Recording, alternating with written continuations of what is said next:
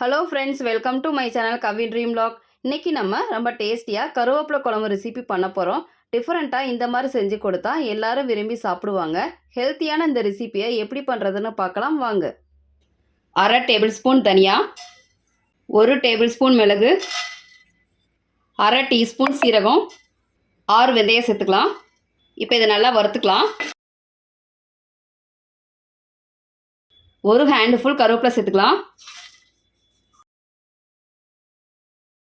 நல்லா வறுத்தாச்சுங்க. இப்போ நம்ம அடுப்பை ஆஃப் பண்ணிடலாம். இது நல்லா ஆறட்டும். ஆறிடுச்சு. எல்லாத்தையும் நம்ம ஜாரில் சேர்த்துக்கலாம். இப்போ இது நல்ல பவுடராக அரைச்சிட்டு வந்துடலாம். அரைச்சாச்சு. 3 டேபிள் ஸ்பூன் நல்லெண்ணெய் ஊற்றிருக்கேங்க. 1/2 டீஸ்பூன் கடுகு, 8லேருந்து 10 பூண்டு பல் சேர்த்துக்கலாம். 10 சின்ன வெங்காயம் எடுத்திருக்கேன், 1/2 கட் பண்ணியிருக்கேங்க, சேர்த்துக்கலாம். 2 வத்தல், கொஞ்சமாக கருவேப்பிலை, தேவையான அளவு உப்பு சேர்த்துக்கலாம்.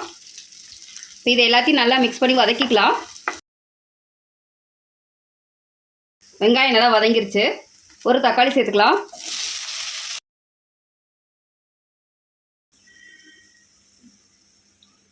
அரைச்சி வச்சுருக்க கருவேப்பிலை பொடியை சேர்த்துக்கலாம். கொஞ்சமாக மஞ்சள் தூள், கொஞ்சமாக பெருங்காயத்தூள், 1 டீஸ்பூன் குழம்பு மசாலா, 1/4 டீஸ்பூன்லேருந்து 1/2 டீஸ்பூன் வரைக்கும் மிளகாய் தூள் சேர்த்துக்கலாம். இது எல்லாத்தையும் நல்லா மிக்ஸ் பண்ணி விட்டுக்கலாம்.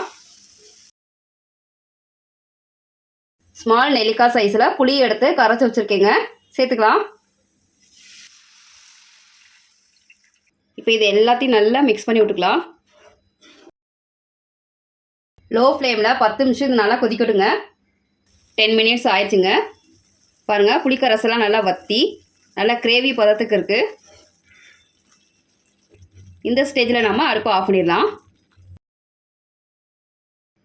ரொம்ப டேஸ்டியாக கருவேப்பிலை குழம்பு சூப்பராக ரெடி ஆயிடுச்சுங்க.